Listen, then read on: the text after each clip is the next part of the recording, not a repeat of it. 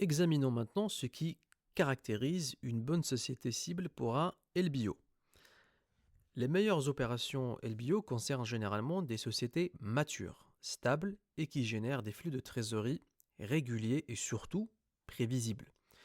Ces sociétés présentent souvent des marges relativement élevées, ce qui est essentiel dans un montage LBO. Alors, l'idéal, c'est que la société ait peu besoin de réinvestissement. Moins elle a besoin d'investir pour fonctionner, et bien plus elle peut générer de liquidités pour rembourser la dette contractée lors du LBO. A l'inverse, une entreprise en forte croissance qui nécessite d'énormes investissements pour se développer ne serait pas naturellement un bon candidat. Ce type de profit n'offre généralement pas assez de cash flow disponible pour supporter une dette importante. Donc un bon candidat au LBO est souvent une société aussi sous-évaluée, avec un management solide en place. Dans de nombreux cas, si vous voulez, l'équipe de direction, c'est pas toujours le cas, mais la plupart du temps, l'équipe de direction reste en poste après le rachat. Le fonds Private Equity doit donc avoir confiance dans cette équipe et dans sa capacité à diriger l'entreprise dans un contexte fortement endetté. C'est aussi possible que l'entreprise cible utilise une structure de capital moins optimisée.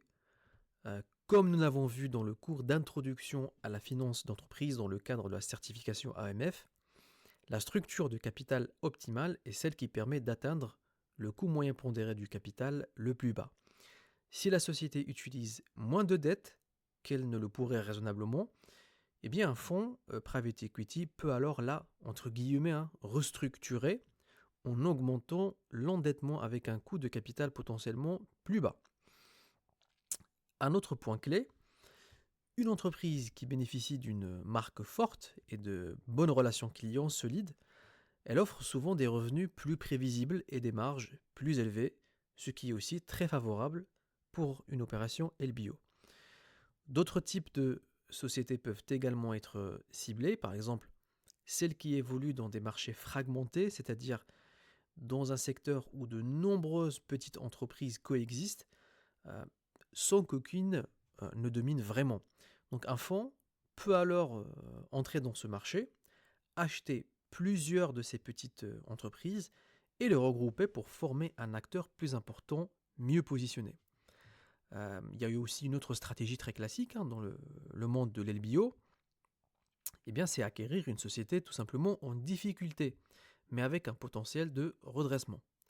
Dans ce cas, le fonds peut s'appuyer sur ce qu'on appelle le terme anglais, un operating partner, donc un professionnel expérimenté qui connaît bien le secteur de la société cible. Et ce partenaire opérationnel peut aider à améliorer l'efficacité de la société qui est en difficulté, à réduire les coûts ou à optimiser la gestion.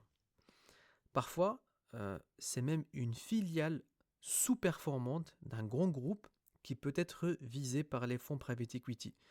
Dans ce scénario, le fonds private equity va appliquer une stratégie similaire. Donc il va isoler la filiale, la redresser et lui redonner de la valeur en espérant de la revendre dans 5 ou 10 ans.